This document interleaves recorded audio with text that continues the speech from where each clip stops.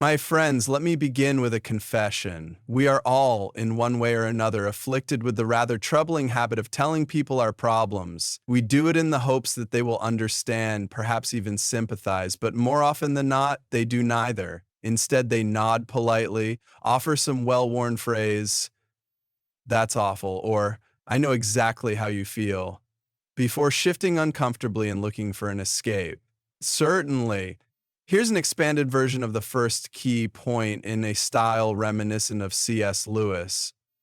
It is a curious thing, this notion that if we tell people our troubles, they will take them up as if they were their own, inspect them carefully, and return to us with some golden wisdom that makes everything right. We have, all of us, indulged in this hope at some time or another. We have been tired, wounded, overwhelmed, and so we turn to another human soul, certain that if they only knew what we bore, they would help carry it. But how often do we find that they do not? More often than not, our words are met with a sigh, a nod, perhaps a vague expression of sympathy, and then nothing. The world goes on as it did before, and we are left feeling either foolish for having spoken or frustrated that we have not been understood. Why is this so? Why, when we come seeking comfort, do we so rarely find it? The answer, I think, lies in a simple but difficult truth. Every man is burdened with his own troubles, and his arms are too full to take on another's. He may listen to your sorrows, he may even feel a momentary sting of pity, but in the end his mind will always return to the weight he himself is carrying. It is not that he is unkind, it is simply that human nature is thus. Each man is at the center of his own world, and though he may occasionally glance at the troubles of another, his primary concern will always be his own. Imagine, if you will, two travelers on a long and weary road. One turns to the other and says, "I am exhausted, my feet ache, my pack is heavy, and the sun scorches my back." The other nods and replies, "Yes, I know, my feet too ache, my pack is heavy, and the sun is no less cruel to me." And so they go on, each burdened, each weary, and yet neither truly comforted by the other's words. What, after all, has been gained? Neither man's load has been made lighter. They have merely exchanged complaints, as beggars might exchange empty purses. And yet, despite the obvious futility of this, we persist. We tell our problems to others, hoping they will respond in a way that satisfies us, hoping they will provide some answer we have not yet thought of. But here is the strange part. Even when they do, even when they say something wise or kind, we often find that it does not truly help. The burden remains. The wound does not heal simply because another has acknowledged it. Why? Because words, however well-intentioned, cannot do the work of endurance. There are pains in this life that no human voice can soothe, struggles that no amount of sympathy can remove. This is not to say that no one should ever speak of their hardships. There is, after all, a difference between mindless complaint and honest counsel. It is one thing to say, "This is difficult and I do not know what to do," and quite another to say, "Look at how I suffer and pity me for it." The former seeks wisdom, the latter seeks attention. The former may lead to guidance, to clarity, even to strength. The latter only leads to weakness. But even when we seek counsel, we must be careful to whom we turn. Many will listen to troubles out of politeness, but will not truly care. Others may care, but their words will be empty, for they have no real wisdom to offer. And some, perhaps the worst of all, will take delight in our suffering, not because they wish us harm, but because there is a certain kind of satisfaction in knowing that one is not alone in misery. These people will nod and sigh and say, "Yes, life is terrible, isn't it?" And instead of lifting us up, they will pull us further down. So then, what is the alternative? If people do not truly care to hear our problems, if their sympathy is often hollow, if their words do not heal, what are we to do?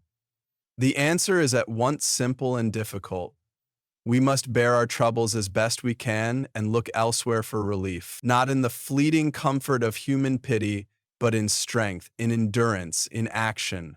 If we must speak of our hardships, Let it be to someone who can offer real guidance, not just a listening ear. And even then, let our speech be measured not as a complaint, but as a search for wisdom. Above all, we must understand this.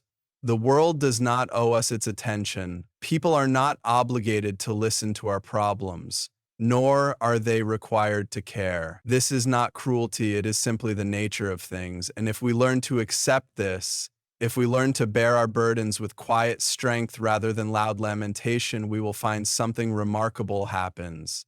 We will grow stronger. We will no longer be at the mercy of another's response, no longer dependent on the pity of others to sustain us. We will walk the long road with our heads high, knowing that while the journey is difficult, we are more than capable of enduring it. And in the end, that is a far greater thing than sympathy ever could be. There is a strange comfort in suffering, though few care to admit it. When a man is miserable, there is a peculiar temptation to wallow in it, to turn it over in his mind like a well-worn stone in his pocket. At first, he believes he is merely trying to understand it, to process what has happened to him, but soon, without realizing it, he begins to nurse his suffering, to cradle it, as though it were a fragile thing in need of protection. He tells his sorrows to others, hoping they will acknowledge his pain, confirm its weight, and assure him that he has every right to feel as he does. The more they agree, the more he speaks, and before long his suffering has become a habit. A man may sit in self-pity for so long that he forgets he was ever meant to stand. It is like sinking into a warm bath. The water soothes at first, easing the aches and pains of his troubles. He thinks, I will stay just a moment longer, for he has convinced himself that resting in his misery is the same as healing from it.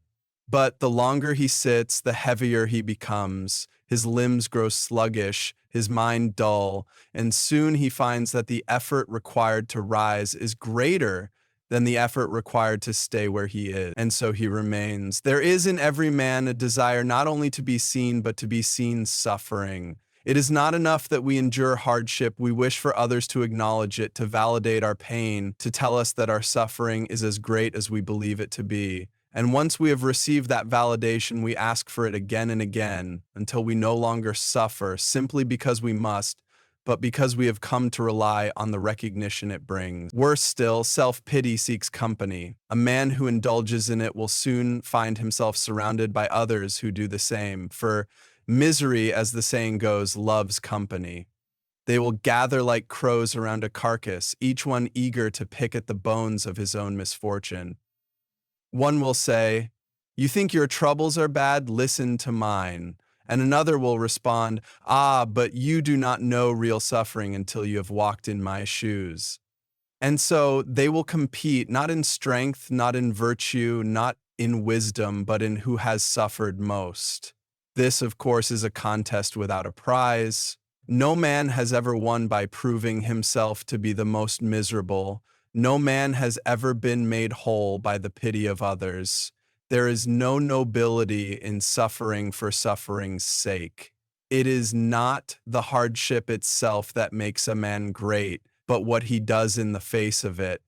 But self-pity, like any habit, is difficult to break. It clings to a man, whispering in his ear that he deserves to be sad, that the world has wronged him, that he has every right to sit and sulk. It offers excuses for inaction, persuading him that there is no point in trying to rise, for the world will only push him down again. And so he does not rise. He remains where he is, not because he is unable, but because he has convinced himself that rising is beyond him. How, then, does one break free? The first step is the hardest. He must recognize his own indulgence. He must see his suffering for what it is. Not an identity, not a badge of honor, but a reality that must be faced and overcome. He must ask himself, am I truly seeking relief, or am I seeking attention? For if it is the latter, he will never be satisfied, no matter how many ears listen, no matter how many voices echo his complaints. Next, he must act. There is no substitute for action. A man who suffers must not sit in his suffering. He must move, even if the movement is slow, even if it is painful. It is the act of moving that breaks the spell, that shatters the illusion of helplessness. He must rise, shake the weight from his shoulders, and step forward. Not because it is easy, but because to remain still is to surrender. And finally, he must turn his eyes away from himself. Self-pity thrives in darkness, in the quiet corners of a man's mind where he is left alone with his troubles. But when he looks outward, when he seeks not only to endure but to help others endure, he will find that his burdens are not so heavy after all. He will see that he is not alone in his suffering, that every man carries a weight of his own. And in that realization, he will find something greater than pity. He will find purpose. For the man who rises, who moves, who turns his gaze outward is the man who conquers. He is not the one who never suffers, nor the one who never stumbles, but the one who refuses to be ruled by his own despair. And that, in the end, is the only victory that truly matters. Strength is not something that appears in a moment of need, like a sword suddenly placed in a warrior's hand. It is something forged in silence and struggle, in the long and often lonely work of endurance. Many believe that suffering itself makes a person stronger, that hardship alone is enough to build character. But this is not true. Suffering can just as easily break a man as build him, weaken him as much as it might strengthen him. The difference lies not in the suffering itself, but in what is done with it. Strength does not come simply from enduring pain, it comes from choosing to bear it well. Consider two men carrying a heavy load. The first complains with every step, cursing the weight, resenting the path, pausing often to look for sympathy from those around him. He tells himself that if others would only see how much he struggles, they might take some of the burden from him. He lingers in his suffering, allowing it to become an excuse for inaction, a reason to stop. The second man, however, does not speak of his burden. He does not wait for pity, nor does he expect the path to be easy. He simply walks. And with every step, he becomes stronger. His back straightens, his stride steadies, and what once seemed unbearable becomes manageable. The truth is, pain alone does not produce strength. Endurance does. Every difficulty in life offers a choice, to be crushed by it or to grow because of it.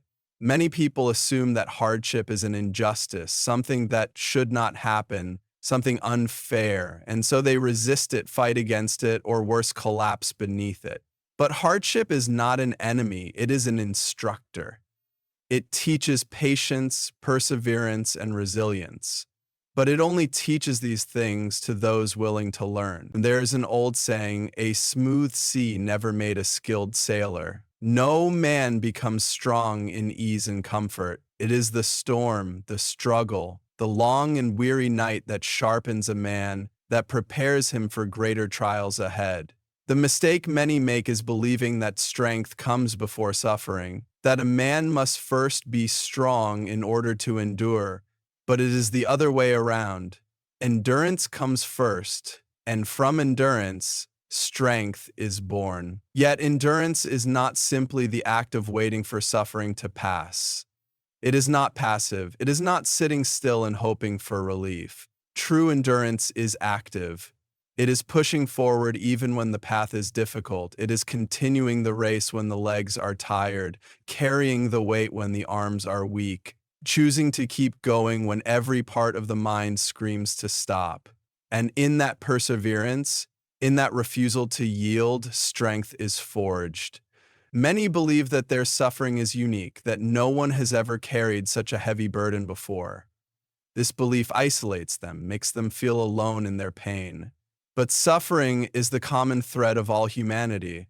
Every man, in some way, bears a weight, carries a wound, fights a battle unseen by others. And yet, there are those who emerge from their suffering stronger, while others remain trapped beneath it. The difference is not in the size of the burden, but in how it is borne. The strongest people are not those who never suffer, nor those who suffer the most. They are the ones who suffer and continue on.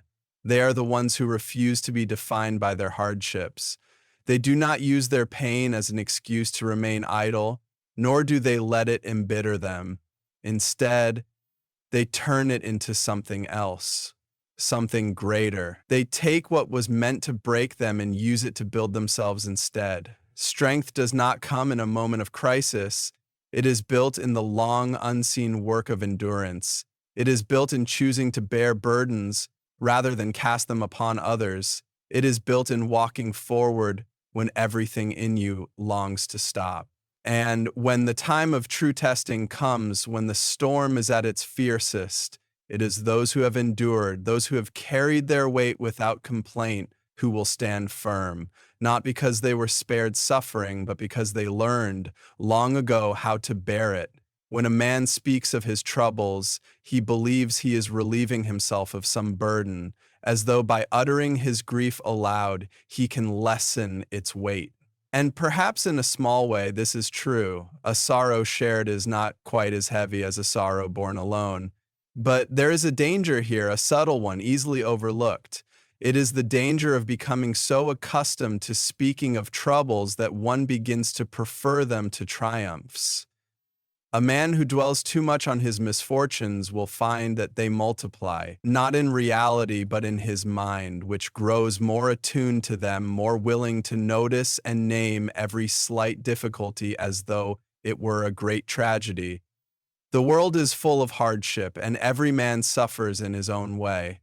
But the difference between those who are crushed by life and those who rise above it is not found in their circumstances, but in what they choose to focus on. If a man spends his time recounting every difficulty, every unfairness, every pain, then soon his entire world will seem to consist of nothing but suffering. He will become a collector of grievances, turning them over in his mind, displaying them for others, adding to his collection whenever possible. And like all collectors, he will find that his interest in anything else begins to fade. The joys of life, the victories, the moments of goodness, these things will seem smaller, less significant, almost as though they do not exist at all. But there is another way. A man who speaks of his triumphs instead of his troubles is not pretending that suffering does not exist. He is not ignoring reality, nor is he blind to hardship. Instead, he is choosing to see beyond it.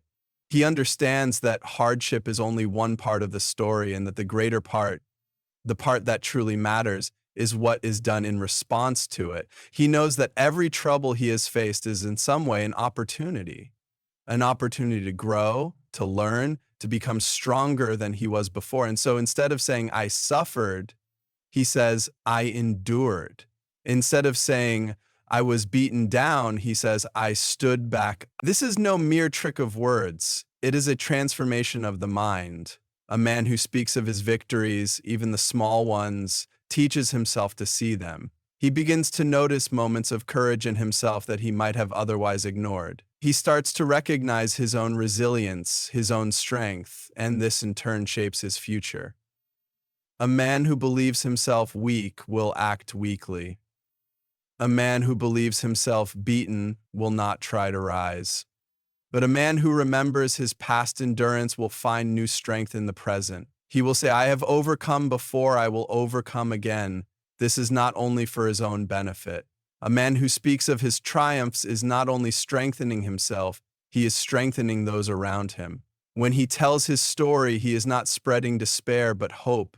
He is not adding to the weight of the world but lifting it, however slightly. There are many who suffer in silence, who believe themselves to be alone in their struggles, and when they hear another say, yes, I have suffered too, but I have prevailed, they see, perhaps for the first time, that suffering is not the end of the story. They see that endurance is possible. And in that moment, they are given something far greater than sympathy. They are given the belief that they too can endure. None of this is to say that a man must never acknowledge his suffering. There is a time to grieve, a time to weep, a time to speak of pain. But it must not be the only thing he speaks of. He must remember that his story does not end in suffering unless he allows it to. He must remember that the world does not need more complaints, but more examples of courage. And he must choose every day what kind of story he will tell. Will he be the man who collects grievances or the man who collects victories? In the end, it is not troubles that shape a man, but his response to them. It is not suffering that defines him, but what he does in the face of it. If he tells only of his troubles, he will remain trapped in them. But if he speaks of his triumphs, if he chooses to see himself as one who endures, then he will become precisely that. And the world, which so often seems filled with darkness, will be made a little brighter by the light of his strength. The world is not in need of more complaints. It is already full of them. They pour from every corner, from every voice, filling the air with grievances and discontent. There is no shortage of people willing to speak of their troubles, to list their pains, to make known their disappointments, and yet, despite all this lamenting, despite the sheer volume of words devoted to suffering, nothing changes. The world does not become lighter because of complaints. Hardship does not dissolve simply because it is spoken of. The weight of life remains, unaffected by all the sighs and murmurs of men who would rather speak of their misfortunes than rise above them. It is not that hardship is to be ignored. Suffering is real, and there are times when it must be acknowledged. But the mistake so many make is believing that acknowledgement is enough. They think that speaking of their troubles is the same as facing them. They think that complaining is a form of strength, when in truth it is the opposite. There is no courage in simply listing one's misfortunes. There is no bravery in telling the world how unfairly it has treated you. Courage is not found in words of despair, but in action, in the refusal to let despair have the final say. The world needs something far greater than complaints. It needs men and women who will face hardship without surrendering to it. It needs those who will endure, not with bitterness, but with quiet strength. Those who, when struck down, do not remain on the ground cursing their fate, but rise again, steady and unshaken. These are the people who make a difference. These are the ones who inspire. For what lifts others is not the sight of someone drowning in self-pity, but the sight of someone who has suffered and yet stands tall. When a man chooses to complain, he may think he is inviting sympathy, but more often than not, he is doing the opposite. People grow weary of constant lamentation. They may listen for a time, but soon they will turn away, for there is something exhausting about unending complaint. It drains rather than uplifts, burdens rather than encourages. It is a strange truth, but one worth noting. Those who complain the most are often the ones left most alone, not because others are cruel, but because there is little to be gained from the company of one who only speaks of his misfortunes. But when a man carries his burdens with strength, when he speaks not of his suffering but of his perseverance, he becomes a light to those around him. People are drawn to strength, to resilience, to the quiet confidence of one who does not let hardship define him. They do not turn away from such a person. They look to him, they learn from him.